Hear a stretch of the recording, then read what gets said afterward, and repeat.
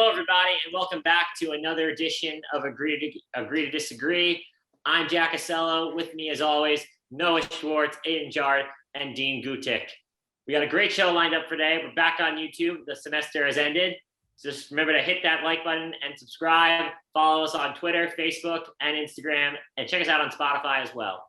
We got a great show lined up today. We're going to talk a little bit about Albert Pujols now going to the Dodgers. We're going to talk about Russell Westbrook making history. Some rumors about Tim Tebow possibly being a tight end for the Jaguars. And then we're going to get into some NBA and NHL playoff talk. Gentlemen, how are we today? I'm doing great. I was good up until you said the Tebow part. I don't blame you. All right, we'll start with Albert Pujols. So Albert Pujols, one of the greatest first basemen, you could argue the greatest first baseman of all time. Surefire Hall of Famer.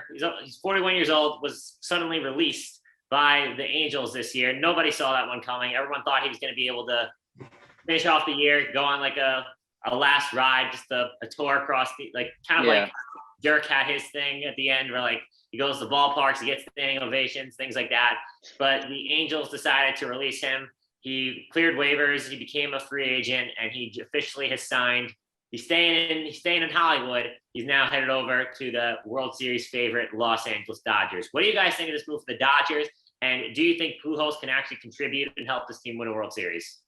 I mean, he's an okay hitter. He's not good as a DH. I mean, not good as a defensive player. I think he's a solid player to put in as a DH when they play in the American League parks. Mm-hmm. And I think that's really all the service he's going to have.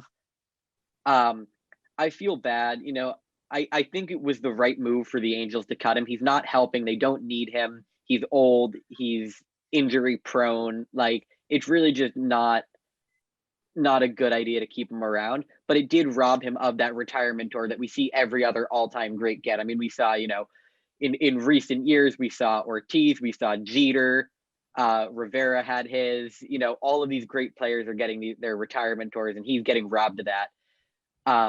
So hopefully he'll get one with the Dodgers, and I hope he does end his career with the Cardinals. Personally, I'd love to see him just sign like that one-day contract type of thing. Yeah, I'm with you, Aiden. And I'll say this too. It's like they have, and it's not just that he's in the National League, so he can't DH really. It's only, you know, occasionally now. But it's also that they're set at first base. Like, there might not be a team in baseball more set at first base than the Dodgers are, because Max Muncy, as we know, is awesome. And if something were to ever happen with Muncy, when Cody Bellinger's, and I know he's out right now, but when he comes back, which shouldn't be too long, he can easily play first base because he's done it for many, a large portion of his career. He can play center field, obviously, as well, but he can also go to first base. As well as their catcher, right? Will Smith, can't he play a little first? Yeah, so you can really be versatile there. So the reason I think that they signed Pujols today, and you guys may have seen this news, was Edwin Rios, who kind of plays backup first base, backup third base for them. He's out for the year now. I forget what injury it was, but he's out for the year. So this sort of opened up like a utility spot for them. But you would think that an American League team would want him, right? Like, not the Dodgers. It just doesn't really fit. I don't know, because no. Do any American League teams need a DH right now? The Baltimore Orioles. Maybe the Orioles, but like that's not your biggest hole. You know, you already have one first base problem with Chris Davis. He's out for right now he's on the 60-day DL. Let's keep him there, please. Do not bring that name up again.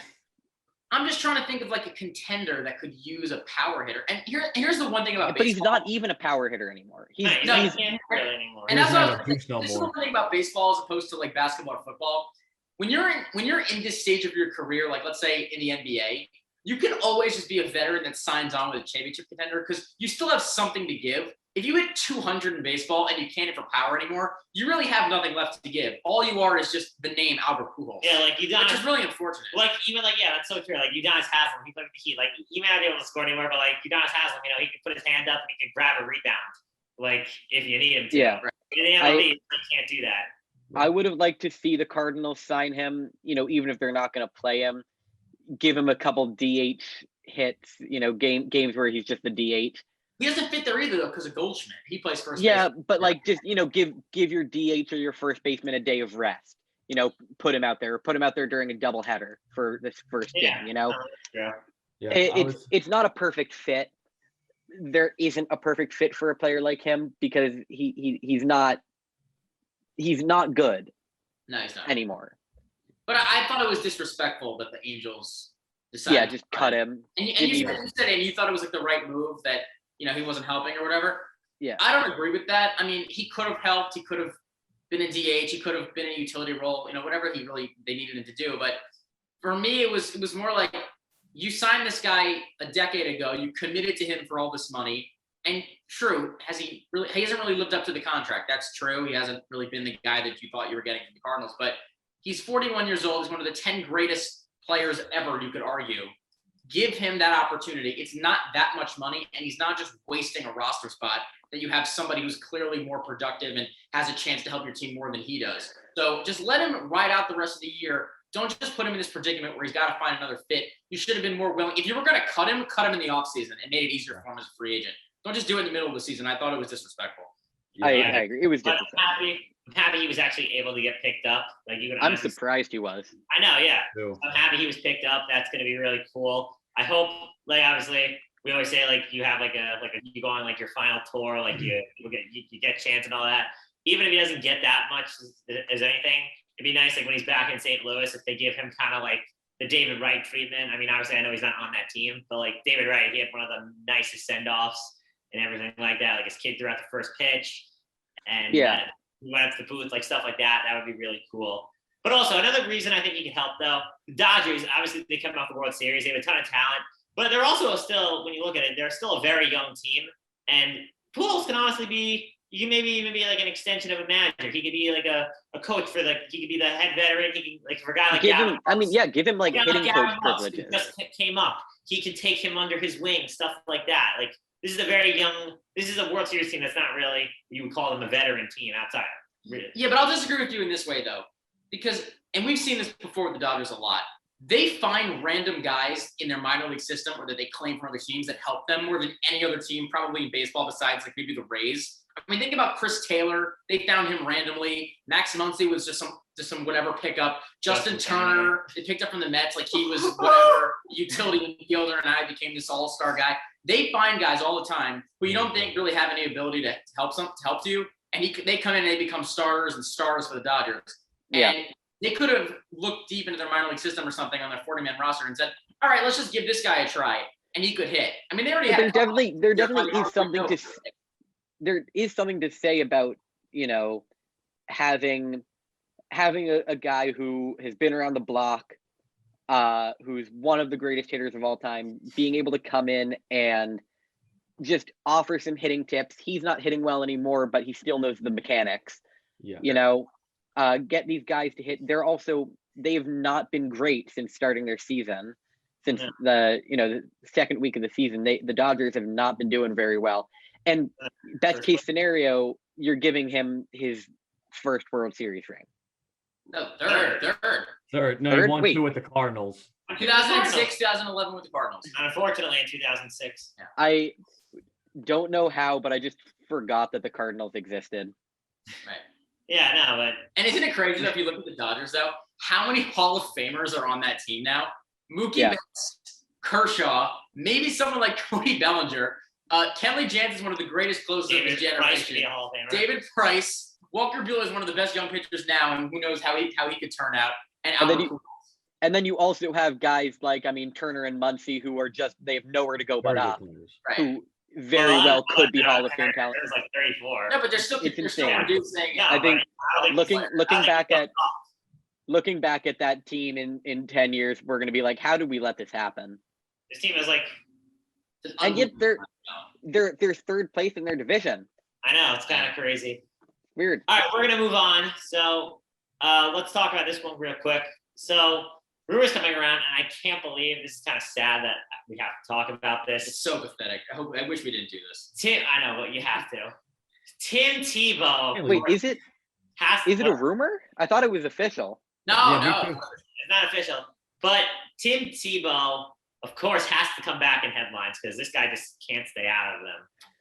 So after retiring from football a couple of years ago and wasting a spot on the Mets in the Mets farm system from a guy who could actually possibly help us, He's now going back to the NFL, to the Jacksonville Jaguars, possibly under his former coach, Urban Meyer, to now be a quarterback, but possibly be a tight end / a Taysom Hill-like role. That's what he'd be signed as. Yes.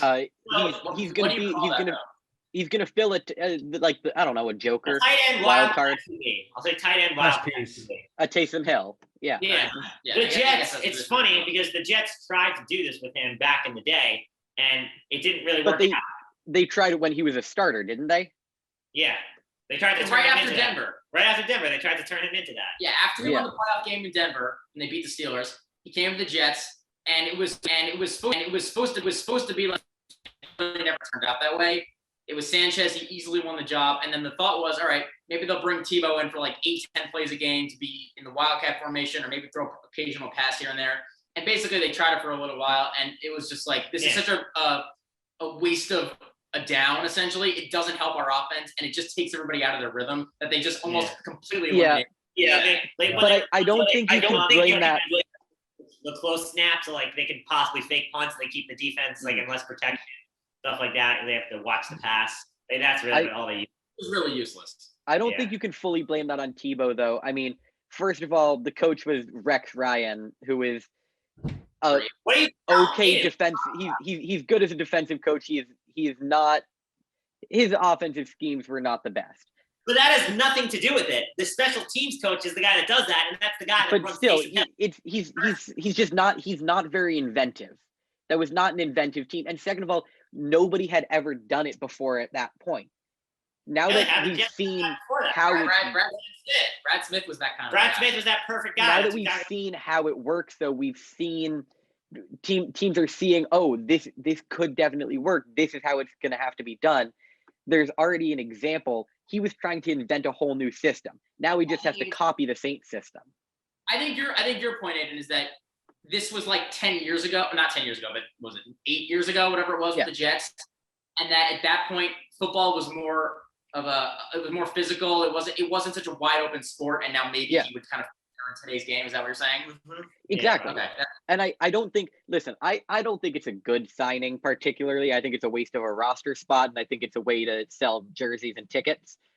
But at the same time, I think he's gonna be fine if they drop the plays well, and they use him like Taysom Hill.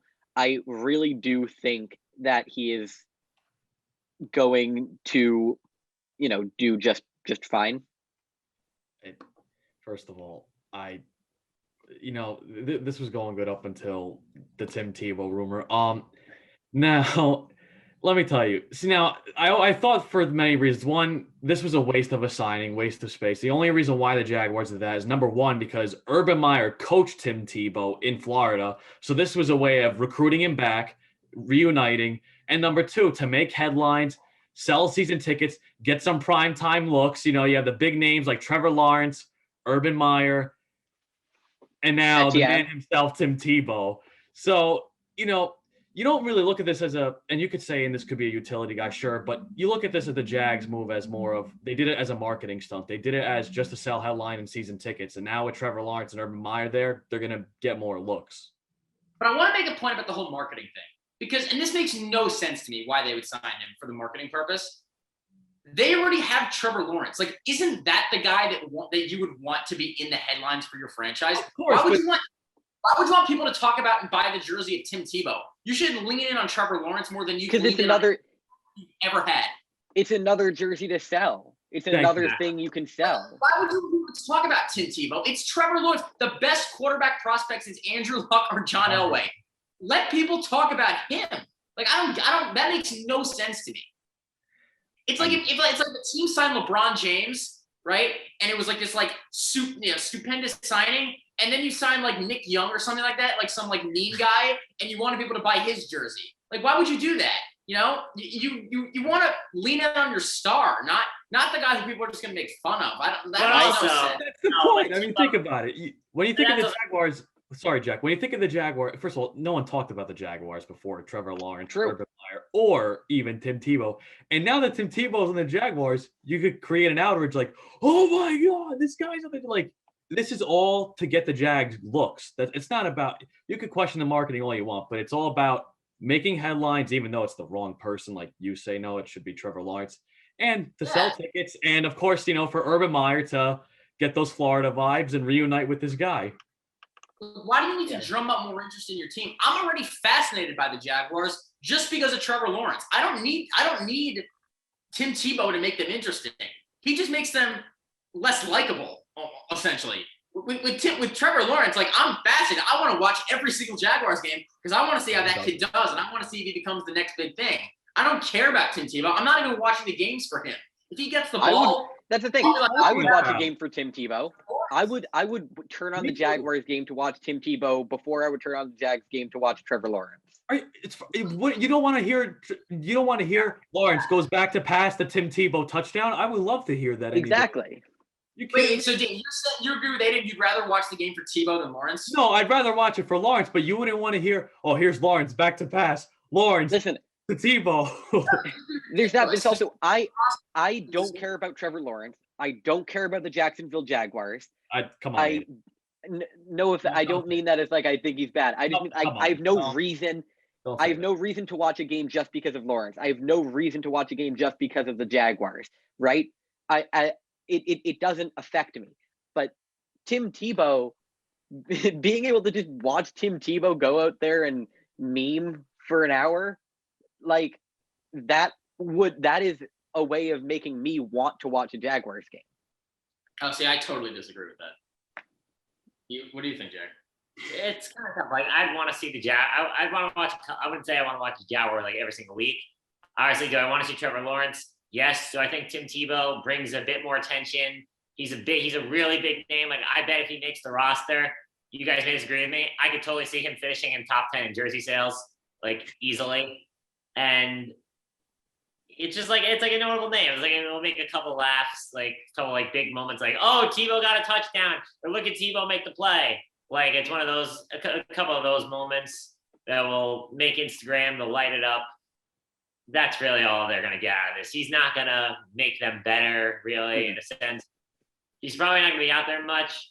But I got to say, if they're going to use him as a tight end, that's like their one position. Like, they're loaded at receiver. They don't really need – the tight end's kind of open. It's like, honestly, like, if he were to move up, like, I know he won't, but like, if there's any spot, like, we're going to get attention where he could possibly actually make an impact, would be at the tight end spot. All right, enough of Tim Tebow. I'm not wasting any more time on this. I hope he doesn't even make the team. I don't think he will. I hope he doesn't either. All right, let's move on. Let's talk about Russell Westbrook. So about just under a week, right? How long has it been, you think? 5 days? Maybe? Yeah, maybe 5 days, something like that. Russell Westbrook made history by passing Oscar Robertson for the most triple doubles in NBA history. And yet again this season, Russell Westbrook is averaging a triple double. I believe this is the fourth time he's averaged a triple double for the season. I believe he's averaging about 22, 12, and 12. Just incredible. I know Russ obviously, he's very talented, but obviously he has his critics and he has things that people hold against him. But he is truly a very talented player, and what he's done has been amazing. Yeah, no doubt about it. I mean, I'm a big Westbrook fan. You guys know that. And to see someone do something that people thought impossible, it's just the Russell Westbrook way. It's just like what he does. I mean, he comes into the league and he's just supposed to be this energy guy, right? This really athletic, versatile energy guy. And he turns into this superstar almost immediately. And then he's with Durant all these years. He go to the finals. And then Durant leaves, and it's like, all right, they're going to be terrible. Oh, wait, they win 47 games, and then they go right back to the playoffs. And nobody thought anyone would ever average triple-double again after Robertson. Well, he did it, and then he did it again, and then he did it again. And then he went to Houston and was great there for the last 2 months after they traded Capella, and nobody thought that was going to happen. And then he's great again this year in Washington. He takes a team that was way out of the play-in all the way now to where they could potentially get all the way to the number 8 spot, and he's averaging a triple-double again. Like, why not? I mean, that's just the Russell Westbrook motto. We know that. Why not? He says it all the time. And here he goes again, and it's just amazing. It really is. And I'm just so happy for the guy. He's just an amazing player and a first ballot Hall of Fame, regardless of his flaws. I mean, listen, you see, I mean, we're called agree to disagree for a reason. You're a fan of Russell Westbrook. I'm not. But I will say this. I appreciate Russell Westbrook, and he's a great player, and what he's done for the sport is tremendous. I mean, when he broke the triple doubles record, I thought to myself, the guys may have gotten slander, but he's athletic. Like you say, he's a freak. You got to appreciate how much this guy has done, especially throughout his career, and how great he is. Of course, like you said, the flaws, the first round exits, but even though they made the finals years ago and lost to the Miami Heat and LeBron James, Russell Westbrook has done a lot throughout his career. Draymond said it best days ago. I think, no, you may recall this when he said, does Westbrook deserve MVP? Absolutely, because that Thunder team was, horse bleep. This was when KD left. This was when Kevin Durant left. And I agree with Draymond Green. First of all, we all thought that Thunder team was going to be one of the bottom of the barrel teams. And Westbrook picked them up, led them to the playoffs. So I may not be the biggest Westbrook guy, but I appreciate what he's done, and I respect his game and everything he's done for all the teams he's been on.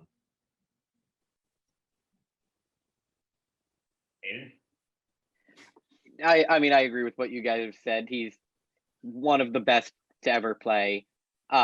Triple-double king. He's incredible. And what he's done with absolutely nothing since Durant was traded, like, he's been on awful teams. Absolutely terrible teams. I mean, he had he had he's still good. He had one good team. The rest of the teams there really wasn't anything around him, and he had James Harden, but that team was not great, and he was managing to put up incredible numbers. He carries teams on his back. We've seen it multiple times now. It's crazy impressive how well he's done, especially this season. And when everybody was counting him out, not only were people counting out the Wizards, I feel like a lot of people were just like, well, it's Russell Westbrook, who really cares? No, he was becoming more known for his bad contract than the incredible things that he does on the basketball floor. Yeah. And so this is why people say, like, there has never been a more polarizing player in NBA history than Russell Westbrook, because you either love the guy or you hate the guy, and there's like no in between.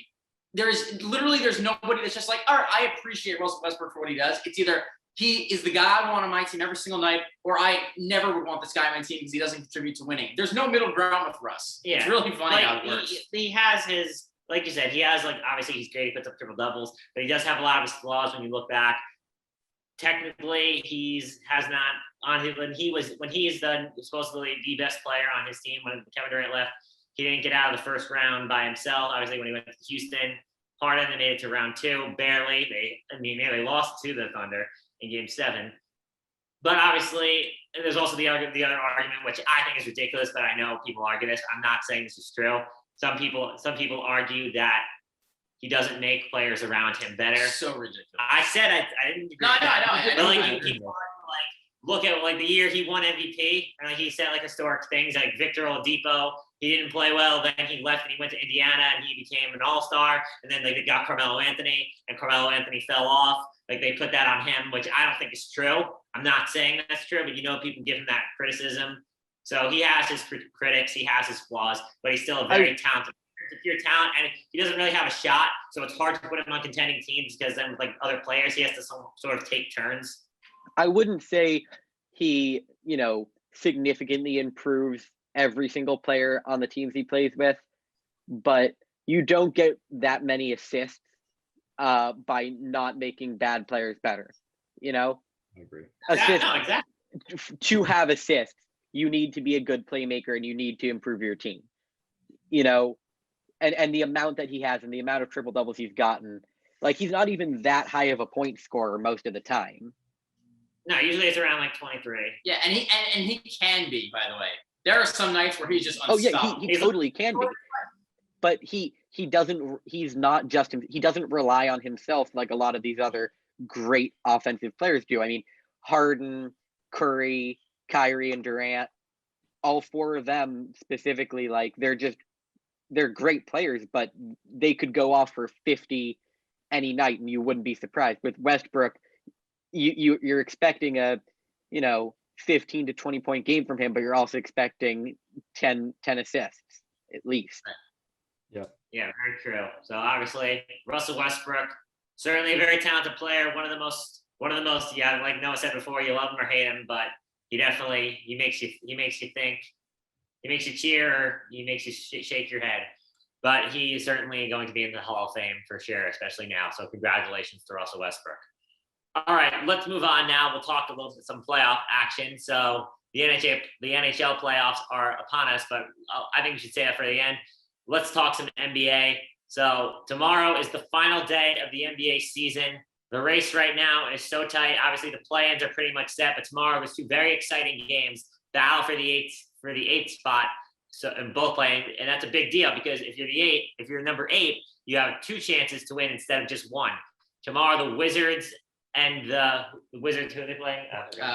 Wizards and the Hornets play for the 8th seed in the East, and the Warriors and the Grizzlies play for the 8th seed in the West. That will officially secure the play-in. What are you guys' thoughts on those 2 games in particular, and who do you think will end up with the 8th seed? Buckle up. That's all I'm going to say to you. Buckle up. We're in for a crazy Sunday. Predictions. You asked for predictions, right? Yeah. Yes. So I think the Warriors beat the Grizzlies, and the Warriors get the 8th seed in the West. And then for the East, I think the Wizards beat the Hornets. Well, here's the thing, though. Because the Pacers lost today to the Lakers, the Pacers are also in that. I think the Pacers, correct me if I'm mistaken, are tied. Because of the way it's all working out, they cannot be 8. They can't be the 8, but they could move up to the 9. Yeah. It could be 9, yeah.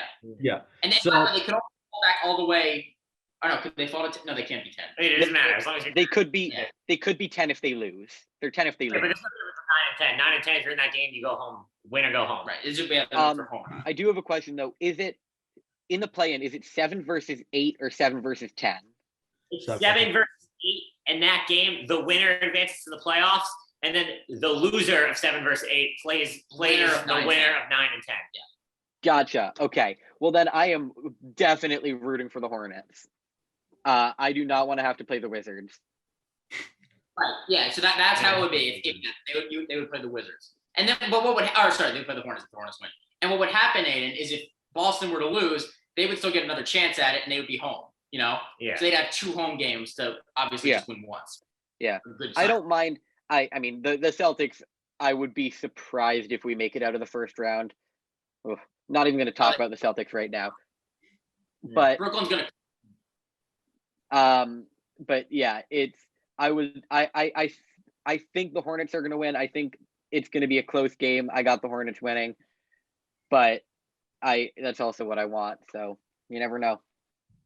The Western Conference game to me is the more intriguing one. I love the point guard matchup between Morant and Curry because, and not only are these 2 guys great players, obviously, but we've seen in the past that they both can step up and just be awesome in the biggest moments. Like remember last year in the play-in game between them and Portland? That was Ja Morant's career high. Now they didn't win that game, but that was the most points he ever scored his entire rookie season, and that in the biggest game he played in.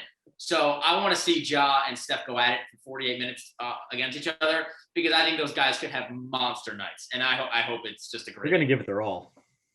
Yeah, these games are going to be very exciting. In the West, I'm going to go with the Warriors just because I feel the teams are in fully healthy. I mean, the Warriors, they're not super talented, but they do have Curry and Wiggins, and they're both. We saw Wiggins the other night. If he's on, he's capable of being a very dangerous player. He was the number 1 pick for a reason. And obviously, I think Curry is the most dangerous guy on the court. So I'm going to give it to the Warriors. And tomorrow, it depends. Well, also the play-in a big thing is we don't know whether or not Bradley Beal's going to play. I think he's out right now with a hamstring injury. If he tomorrow. Doesn't play, it's a different game. But if he does play, I feel like the Wizards gotta win. Part of it, but here's the thing. I think the Wizards are definitely going to get in. If they're in that 7-8 game, if they have 2 shots, I think they definitely have a chance. I don't know. But they're first, like you're saying, they play the 1 or if they play Philly or Brooklyn. They're dangerous. They're going to be a headache. Bradley Beal is capable of dropping 50 any night. And Russell Westbrook, he's going to give it his all. Those are 2 very dangerous players, and they can definitely give a team a scare. Yeah. They could force a first-round series to 6 games. I totally agree with you. Yeah. I think. So I have the Wizards as the 8. So in the other West, I'll just mention this too. In the other Western game, it's totally undecided right now who it's going to be between either the Lakers or Portland as the 7th seed. And that is all going to be decided on Sunday because there's so many different variations of this thing. So Dean, your Clippers last night, they lost to the Rockets, which really they didn't care about because they didn't play anybody. But with that happening, they did drop to 4. So it's likely that if Denver beats Portland tomorrow, the Clippers will be at 4 and they'll play Dallas again. And then that would mean that the Lakers could potentially move up to 6 if Denver does win and the Lakers win. So that whole thing is all jumbled up too. So that's why this is all so crazy. And we're even talking about this a little prematurely because we don't even know what any of this is going to look like tomorrow. But tomorrow, if the Clippers win and Denver loses, Clippers are great, correct? Yeah, The NBA, I definitely think next time we talk, we'll talk more about the NBA because we'll know a lot more concrete. But yeah, for sure. We don't want to go full in because the matchups aren't set yet. But want to do some awards predictions? Yeah, let's talk some awards first. So we'll all give let's give MVP, Most Improved, Defensive Player, Rookie of the Year, and Quantity Coach. Yeah, and 6 minutes. And 6 Man of the Year. All right. Does anyone want to start? Or let's just start with the first award. Let's go award at a time. Yeah, let's start with Most Valuable Player. I think this one is pretty. We all are going to agree on this. I think all of us are in agreement. I'm sticking with my pick from last time we talked. I'm sticking with Curry. I think he's been the best. Man. I respect that. Steph Curry's my favorite player of all time. I love Steph Curry. If the Warriors finished around 5 or 6, I would give it to him. But because they're 8th or 9th, or 8th or 9th, I'm going to stick with Nikola Jokic. He's had I get that. Unbelievable season. If he wins it, he'll be the first center to win the award since Shaq did it back in 2000. It's crazy to think that's how long it's been since the centers won the award. It's hard to pick against Jokic. He's had an incredible season, and I do think he fully deserves it, 100%. I just think Steph has been the best player in the league this year. Yeah, it was like 26, 12, and 8 or something like that. Yeah, something like that. What Jokic is doing, the only guy who's even comparable at the center spot that we've ever seen is Will Chamberlain, because nobody's ever passed like this. We know that Jokic is the best big man passer of all time. He's one of the best passers, period, of all time. And the fact that they're so hot right now and they don't even have Jamal Murray even enhances his case. Yeah, and he's played every game. They've been unbelievable since then, and Jokic has been very healthy. So I think my pick is Nikola Jokic. I think yours pick's Nikola Jokic. Dean, what do you got? Aidan, you took the words right out of the mouth. I'm going with Steph Curry. Now, like I said, I think Nikola Jokic deserves it. I think Nikola Jokic deserves it, but at the same time, with the way Curry has played this year, the way he's led this Warriors group, and how can you give to a guy who might not even make the playoffs? Man, because I differ in a lot of ways. The win the Warriors have this year is literally because of Steph Curry. Okay, and they didn't win enough games. But still, they're in a position. He missed a lot of games. Had he not missed, a month? He's missed like 8 to 11 games. Yeah, it's around like 10 games. That's just under a month. He missed almost a month. Didn't he? Not consecutively. It's close. He's leading the league in scoring. He's shooting as well as he ever has. Yeah, you could argue this is better. In terms of numbers, his numbers are better than his unanimous season. So explain this to me then, guys, because in baseball, I get Mike Trout can win the MVP if his team stinks. But in basketball, every single precedent that's ever been set is that you have to be one of the top teams in the league to win MVP. Steph does not fit that bill. So what has he done that Nikola Jokic can beat? I don't think he is. There's ever been a player that has had as good of a season as him on such a bad team.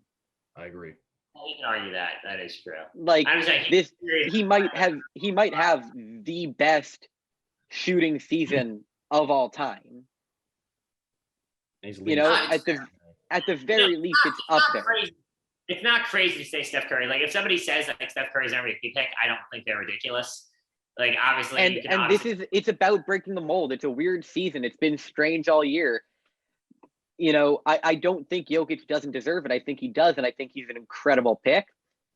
But there's something about Steph. I mean, this is a shooting league at the end of the day. That's what this league loves. I'll just point it out there. We'll move on in a second, but Steph's not my top 5 in MVP, so I'll just throw that out there. I'm just kidding. The real MVP is Julius Randle. No, I'm just kidding. It's Nikola Jokic. Okay. Knicks fans, Jesus. Hey, I said I was kidding. All right, let's go into let's go into the next award. Let's start with Defensive Player of the Year. For me, this is a kind of a bit of a toss-up. We know he's missed some time this year. To me, it's between two guys. They're both their teams right now are the 1 seeds. I'm going to go with Ben Simmons. I think Ben Simmons, in terms of pure talent on defense, is the most unique. And he's a guy, he's quick, he's fast, can guard 1 through 5. And I think he's just had an unbelievable defensive season in terms of what he's done this year. Obviously, he doesn't put up 25 points a night, but he is an absolute lockdown defender. He's always in the right spot. I'm going with Ben Simmons. Yeah, I'm gonna go with James Harden. No, I'm kidding. I think I gotta agree with you on Ben Simmons. He had a great season. And this is a team that has been solid. They've struggled down the stretch over the past couple of years. And they really, really stepped it up this year in a large part thanks to how well he played. Yeah, I'm with Aidan. It's definitely Ben Simmons. I know Dean might say Gobert. Is that your pick, Dean? No, I was gonna say it's Jay Scrub. No, I'm just kidding. It's Ben Simmons. It's Ben Simmons. All Ben Simmons. Wow, because I thought Gobert is a very close second, but Gobert. I was gonna say Gobert to me is a very close second, like a 1B or a number 2. But I would have to go with Ben Simmons. And Ben Simmons, one of the few players in the league that could guard anybody 1 through 5. Ben Simmons has magnificent defense. Yeah, no, it's kind of crazy. To me, the top 5 defenders, you could argue, honestly, if you really want it. I mean, he doesn't play enough minutes, but even Ben Simmons, who's the favorite to win Defensive Player of the Year, even says his own teammate, Matisse Thybulle, if he played the minutes that Ben Simmons played, he would win it. So that's incredible. You could argue he's he should be in consideration, but he doesn't play enough. So he's not. Obviously, we have Draymond Green. He's a very good defender. You could argue Jaylen Brown sometimes. Giannis, Anthony Davis, if he's healthy. Yep. There's a lot of good defenders. There's a lot of people who could be on that list. Yeah. Simmons tops that. And just to give us some context, because I know none of us picked Gobert, which shocked me, by the way. The one thing that really stands out for me that I would pick Simmons over Gobert, and I've said this before, is that I don't really respect the guys as much who can get played off the floor in certain situations. And in certain matchups, Gobert, even defensively, just can't handle it. Like if they played the Warriors, he's not fast. Steph Curry would just cook them for as many games as they played in that series. With Ben Simmons, there is nobody he can't stop and stay in front of. He's fast. He's light on his feet. Yeah, he can't get played out of it. So that's why he's a better defensive player for me. And that's why I respect Kawhi Leonard's defense so much, because he can literally guard any single player in the league, as can Aidan Davis. With Gobert, you can't say that. He's such a great rim protector, but there are guys he can't do anything. He can't go out on top against guards. Right. So there is an argument for that. So I'm very stunned that we all agree with. I think there's another one we're all going to agree on, and if we don't, I'm going to have a fit. All right. Okay, let's move next to Rookie of the Year. This is actually the hardest award. This is a complicated one. No, it's not. It's the easiest pick. It's the easiest pick. No, it's not. It's the hardest pick. This is the hardest pick. I'm going to say this. So Rookie of the Year, obviously, it's between 2 players. It's between LaMelo Ball and Anthony Edwards. LaMelo, early on, it looked like he was going to run away with it, but then he got hurt. He missed about a month and a half with a broken hand or wrist, whatever. He missed fracture. He missed 4 to 6 weeks of the season. And in that time period, Anthony Edwards completely took over and dominated, and he really made an impact. This is a very tough decision. Obviously, this Rookie of the Year could have even been closer. You could argue when he was healthy and he was on the floor, James Wiseman could have been in consideration. Tyrese Halliburton, if he played a little bit more minutes, and also I'd probably say that for Emmanuel quickly. He only played Sadiq Bey as well. Sadiq Bey, yeah. Sadiq Bey, Tyrese Halliburton, Emmanuel quickly. They play a lot less minutes, but they put up similar numbers. But to me, this is tough. For me, I'm going to go with LaMelo Ball for 2 reasons. One, he's putting up similar numbers. He's putting up similar numbers to Anthony Edwards. And for me, the biggest difference, LaMelo Ball is the best player on a team that he's not. He's the second best. He might even be the third best. Was a very key contributor to a team before he got hurt, before him and Hayward got hurt. That was right in the middle of the Eastern Conference playoff race. Before he went hurt, they were not in the play-in. So he was contributing a lot more to winning basketball. Anthony Edwards is on the worst team in the NBA. That's the difference for me. I'm going to go with LaMelo Ball. If LaMelo Ball played the whole season, it's a runaway. LaMelo, of course, wins it. I agree. But he didn't. He missed time. Well, that's fair. That's a fair argument. I'm not saying it's crazy. He missed time, and the Hornets didn't look that much worse without him. They did? They looked worse, but not to an significantly. extreme level. Like Anthony Edwards. Hold on. But at the same time, though, that's not just because LaMelo was out. Yeah. It's because their best player, Gordon Hayward, missed time too. That's fair. So, and Miles Bridges was also out for the last 2 weeks. Terry So Rozier they've- missed some games too. So Anthony Edwards has had a better. He's played more games. And, those are all like I don't see how you can pick LaMelo in this situation. He has had a great season. He's had a very good season, but the amount of time that he's missed, and even when he was playing, he's not as good as Anthony Edwards. I really just don't think he is. Listen, I love LaMelo Ball, and like you said, Aiden, I think if he played the whole season, I would have given him the reward without any doubt. However, since he missed time, and ever since LaMelo got hurt, Anthony Edwards took over. I think that late push and him having more play time, him playing more. I'm gonna have to agree with you, Aiden. I'm gonna go with Anthony Edwards on this one. yeah, and I'm with the two of you. And just one other thing that we didn't mention yet: the Timberwolves have been playing a lot better basketball recently. Ever since the firing. Ever since the firing of Ryan Saunders, and they brought in Chris Finch. And a lot of that has to do with because Anthony Edwards was put in the starting lineup, right? So Yeah. Cat's helped Yeah. Anthony Edwards starting, playing more minutes. They've relied on him heavily this year, especially the last couple of months. So his emergence has led to the team winning more games, which definitely helps his case. I know LaMelo, when he's out, the team loses more. But at the same time, Anthony Edwards won this award in a runaway. LaMelo's going to win. LaMelo's going to win because the NBA knows. It's a media award. Here's the thing: Edwards deserves it. LaMelo's going to win it because it's a slightly bigger market, so more people care, and it's the name recognition. People recognize Ball. He's a hot player. Everybody knew him coming out of college. Like this was the biggest prospect, Yeah. I disagree. Yes, he's more marketable. I understand that. I think, to me, honestly, I think the league is going to give it to Edwards. The only reason I give it to LaMelo more is just because LaMelo's contributed more to winning basketball. That's the main difference. Like last year, when you look at Ja and Zion, obviously, there was rumors that Zion was going to play, even though Zion was going to finish second. But even though he only played a little bit, Ja Morant for the whole season was contributing to a team that was right in the thick of things. All right, but you also have to figure the Timberwolves are one of the worst franchises in sports. He got put in one of the worst situations. Like LaMelo got put onto a team bringing in another All-Star with Gordon Hayward and two very, very good players in Miles Bridges and Terry Rozier. Yeah, it's fair. Anthony Edwards came in with Cat. Yeah. And half of D'Angelo Russell. Yeah. No, it's not. It's totally a fair argument. I'm not saying it's not. Okay. Yeah. All right, let's move on here. So we got three Anthony Edwards and one LaMelo Ball. So that's kind of interesting. I thought it'd be a little more divided. All right, let's move on next. What do we got left? Let's go 6 man of the year. 6 man of the year. I think a lot of us, this one should be mostly in agreement. The best bench player for this year, in terms of numbers, is Jordan Clarkson of the Utah Jazz. He's averaging around 18 points a game.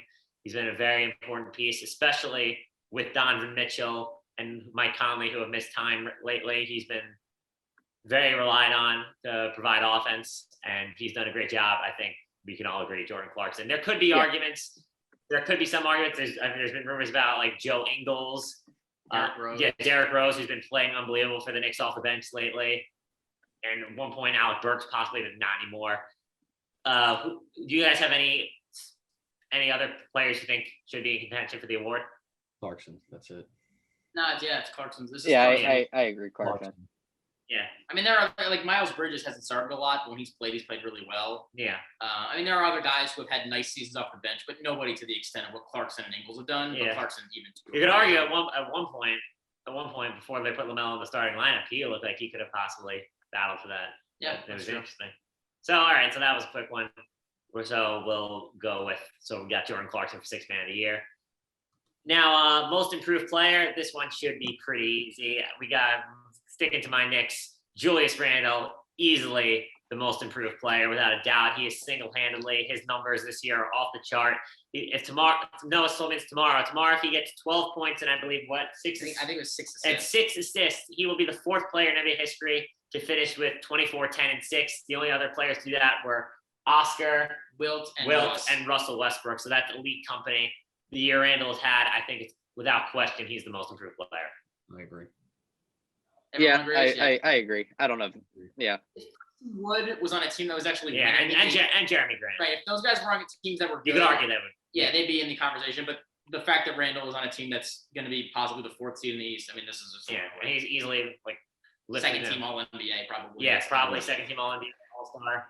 All right, and finally, the last award we'll go with is the Coach of the Year. So this is really between. This is probably to me 2 maybe 3 coach race. I know I'm going to be you may think I'm biased here, but I'm going to give it to Tom Thibodeau. I know Monty Williams is a little favorite to a lot of people. The way I look at this, coming into this year, everyone knew that we didn't think the Suns obviously would be like the 1 or 2 seed, but we knew they were going to be good. We knew they were probably going to be a playoff team no matter what. This Knicks team was predicted to be in the top 5 in the lottery. They were predicted, I think, to win around 21 games. What Tom Thibodeau has done with this group, and it's not like you look at the Suns, they have Devin Booker, Chris Paul, DeAndre Ayton, 3 all-star caliber players. Coming into this year, the best player was looked at as Julius Randle, who many Knicks fans wanted gone, and a bunch of broken toys. You look at Reggie Bullock, Nerlens Noel, Austin Rivers, and Tom Thibodeau has elevated this team. They win through defense, if they can get some help, they could possibly have a home court advantage in the first round of the playoffs. I think without a doubt, Tom Thibodeau has had the biggest impact, and he should be Coach of the Year. I think you're a little biased. I said I could be. You could say I'm a little biased. I mean, I actually disagree with you. The whole year, I think Monty Williams is going to win the award. I'm actually gonna agree with your bias, Jack. I did think it was gonna be Monty Williams for a lot of the year, but I think you convinced me right there. This is the Knicks were a team that, they're another one of the worst franchises, especially over the past decade, specifically the last 5 years. It's just been nothing but terrible basketball from them. They haven't been able to hold on to a superstar, and now they basically out of nowhere became contenders.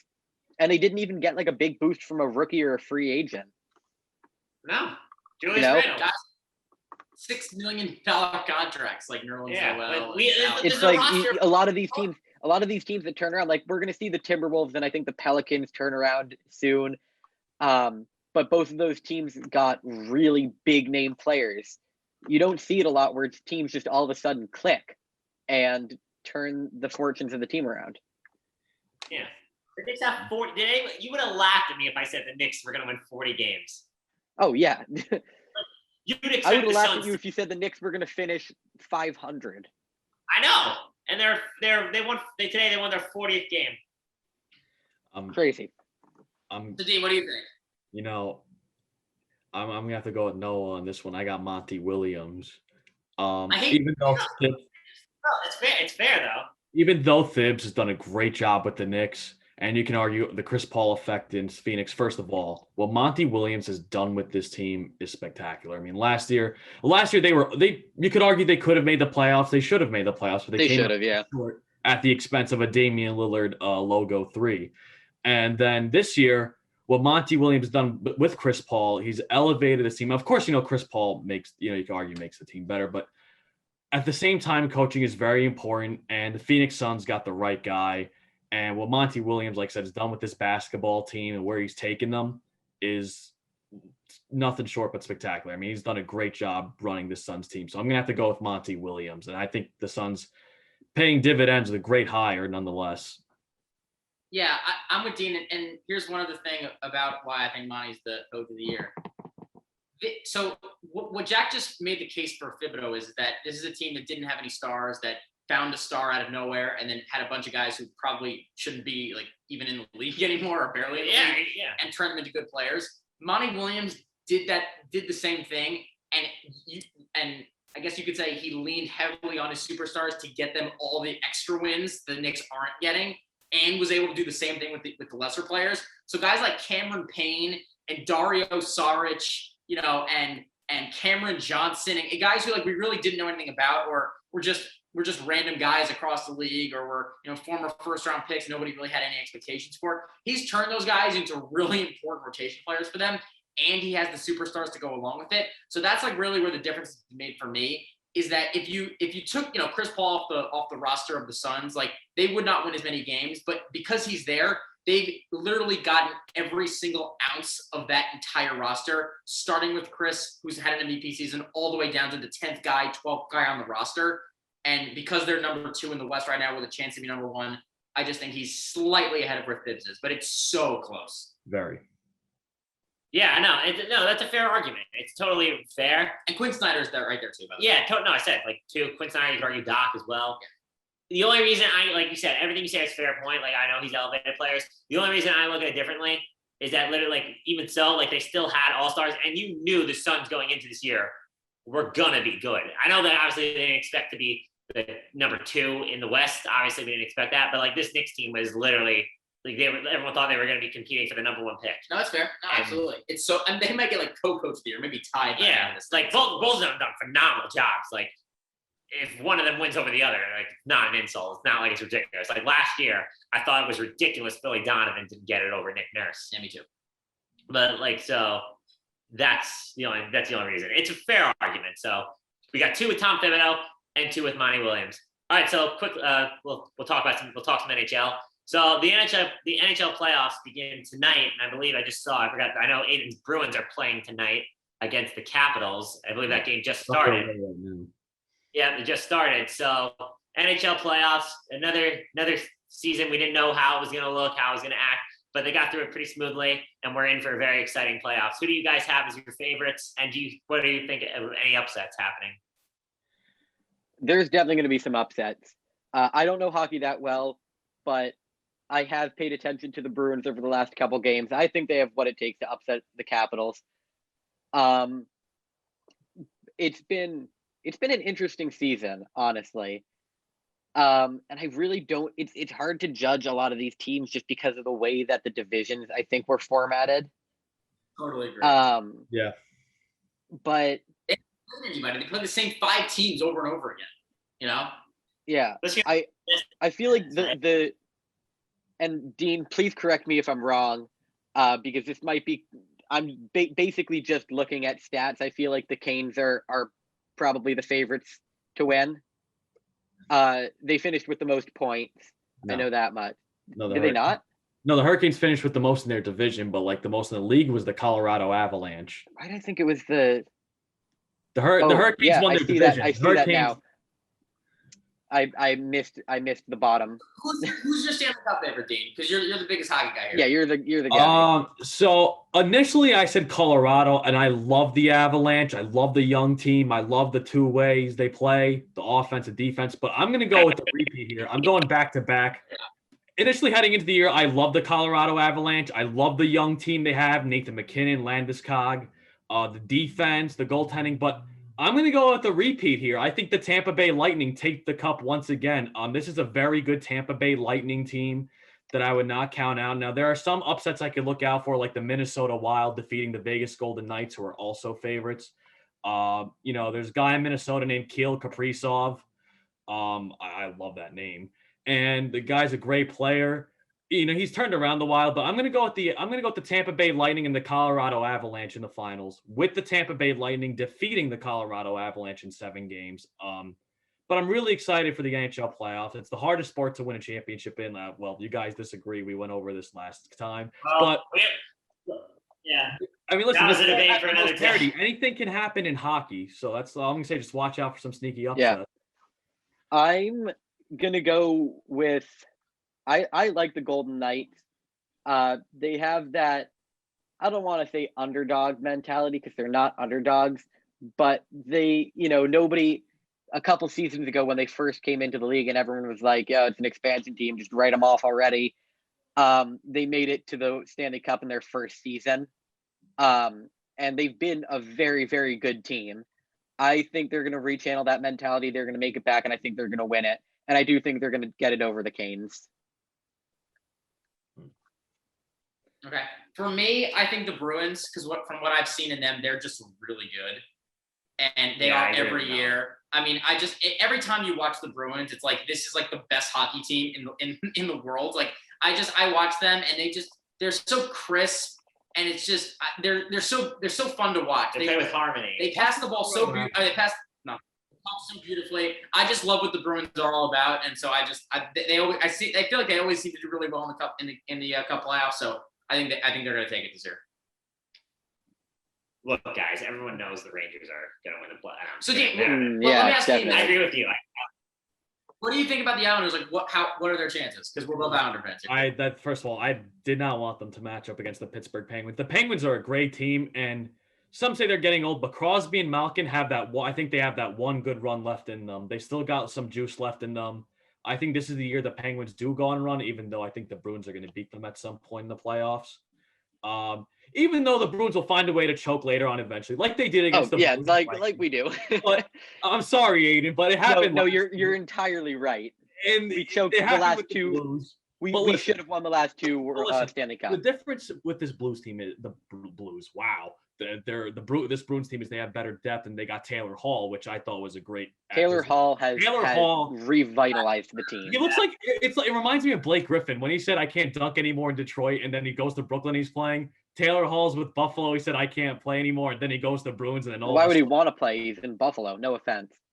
Listen, I'm an Islander fan, so I right. The other. I hated that. It's like, everyone's like, oh, he's so bad, and he comes to Brooklyn and starts dunking on people. Like, that's so ridiculous. Like, come on, dude. Like, try a little bit. Think what Kevin Love is doing in Cleveland right now. Well, here's the thing: the Sabres don't make anybody better. I mean, you can ask former Stanley Cup MVP Ryan O'Reilly, who beat the Boston Bruins. Ryan O'Reilly, who crashed his truck into a Tim Hortons years ago with the Sabres, won with the St. Louis Blues, but it's a Buffalo Sabres effect. The Bruins can make a good run, but like I said, I'm going to go with the Tampa Bay Lightning. Jonathan Cooper's a great coach. Nikita Kucherov is one of the best players in the NHL, and the Tampa Bay Lightning know how to run a team.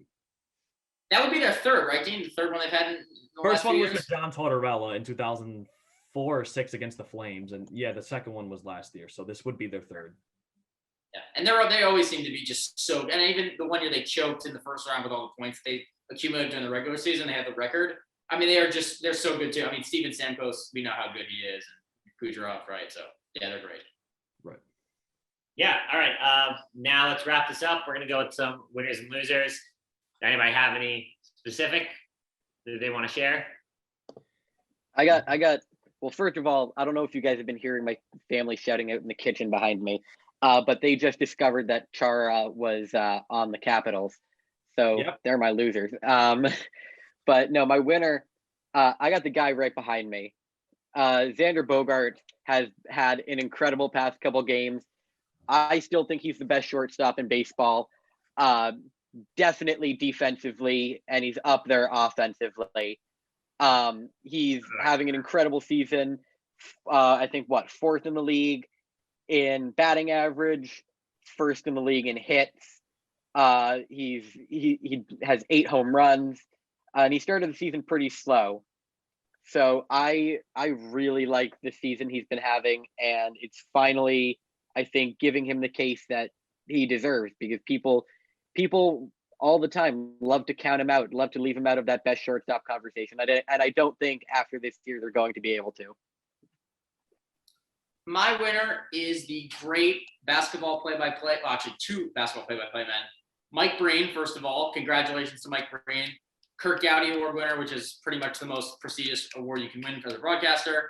And then also being inducted into the Hall of Fame in Springfield, Massachusetts today. That is an incredible achievement. And then also, maybe the only broadcaster in basketball that's more legendary than Mike Breen is Marv Albert. You could argue the most iconic announcer in sports. Right, for sure. Is Marv Albert, and he announced, or not announced, but it's been rumored the last couple days. The NBA playoffs will be his. Yeah, he's going to retire after these playoffs.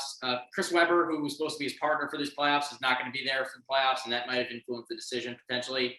So Marv Albert, 80 years old. His son Kenny Albert, so amazing as well as a broadcaster. He's headed to TNT. He's going to be the lead man for hockey. Yeah. For hockey, so I'm sure he'll do some NBA as well. Yeah. So I mean, I love Albert and I love Marv Albert, and the fact that he's leaving the NBA on TNT is going to be super weird next year. Like, who's going to call the conference finals if it's not Marv Albert? I'm never going to hear the word yes ever again. Like, it's just going to be super strange. But I'll miss him, and obviously the entire NBA world will miss him as well. I think the Capitals just scored because my family just started shouting. They did just score, and it's Tom Wilson. Ah. Which is even worse. No. The most hated man in the NHL. Hey. So my winner is going to be, we rarely talk about this, Aidan, you know it, is Leicester City. So for those who don't know, this is the English soccer team. Leicester City is the definition of true underdogs. You know, in 2016, they came into the Premier League with the worst expectations possible, and they won the Premier League. They finished at the top of the table. 5 years later, it's another fairy tale triumph. It's another Cinderella story for a Cinderella club. Leicester City defeat Chelsea, who is a powerhouse this year in soccer, in the FA Cup final, which is an English trophy. So Leicester City, 2 trophies in 5 years. And it's unbelievable how a team that you expect to be at the bottom of the table has accomplished so much and has had a multiple miracle runs. So my biggest winner is Leicester City. Cool. All right. My loser right now, unfortunately, is going to be the New York Mets. Last night, they lost a brutal game to the Rays, and the Magic Man beat us. Brett Phillips. Brett Phillips, what he did. Yeah, I know. They beat us, and they beat us pretty badly today. Our manager has not looked good. The bats are starting to finally come alive, and the Mets are very injury prone right now. They're missing 2 starting pitchers and two starters, and one of them is like starting and coming out. Mets are in a little bit of a rough spot. They've somehow held on. They're managed to be in first place, so we're not in a great spot right now. But hopefully, we can get healthy, and the manager can learn a little bit. It's true, but you also have to just, appreciate at least over the past couple games you've been scoring. Yeah, finally. You know, your May has not been terrible in terms of scoring. It took you a while to get going, but it looks like you have. The bullpen has been lights out the first month of the season. The last 2 games they've cracked, so I'm a little worried, but hopefully. For Mets fans, just about getting DeGrom back and Nimmo back and JD Davis back, and then getting some of those pitchers back that have been out. So once the team is healthy, we feel pretty good about where they're going to be. But they're still in first place. And you're playing the Rays. The Rays are a good team. Yeah, they just have so many injuries right now. They were on a 7-game win streak, and it was like next man up. They're playing guys like Jonathan Villar, Jose Peraza, and they're just doing so well. Yeah, Pilar, man, love it. You guys got Pilar and Peraza from us. You're welcome. Thank you. I appreciate it. All right. That's all we have for today on Agree to Disagree. Make sure to subscribe and hit that like button. Also, check us out on Instagram, Facebook, Twitter. Also, look at our Spotify. We're going to have plenty of content coming this summer. And just make sure you stay with us. We'll keep you notified, and we'll keep giving all the sports news that comes out. But that's all we got. I'm Jack Costello with Noah Schwartz, Aidan Chard, and Dean Gutic. Have a good night, everybody.